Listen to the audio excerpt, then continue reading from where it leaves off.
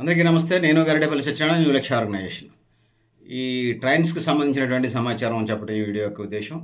EMU, MA ఎంఈఎంయు, అదేవిధంగా డిఈఎంయు, ఈ ట్రైన్స్‌కి సంబంధించినటువంటి సమాచారం చెప్పటమే వీడియో యొక్క ఉద్దేశ్యం. ఈఎంయు అంటే ఎలక్ట్రికల్ మల్టిపుల్ యూనిట్ రైళ్లు. ఇవి కరెంటు సాయంతో నడుస్తాయి, తక్కువ దూరం ప్రయాణిస్తాయి.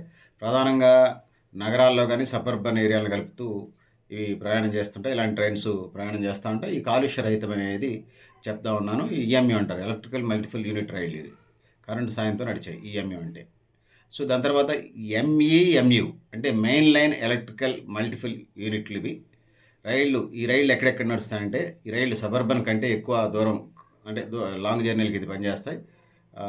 కరెంటు ద్వారా అంటే విద్యుత్ ద్వారా ఇవి నడుస్తాయి. ఎంఈఎంయు అంటే main line electrical multiple units. So దాని తర్వాత డిఈఎంయు అంటే డిజిటల్ ఎలక్ట్రికల్ మల్టిపుల్ యూనిట్స్. ఇవి రైళ్ళు డీజిల్తో నడుస్తాయి. నాన్ ఎలక్ట్రిఫైడ్ సెక్షన్స్లో అంటే కరెంట్ లైన్స్ లేని చోట్లలో ఈ డీజిల్తో నడిచేటువంటి ట్రైన్స్ని నడుపుతారు. సో గతంలో ఈ బొగ్గుతో నడిచేటువంటి ట్రైన్స్ కూడా ఉన్నాయి.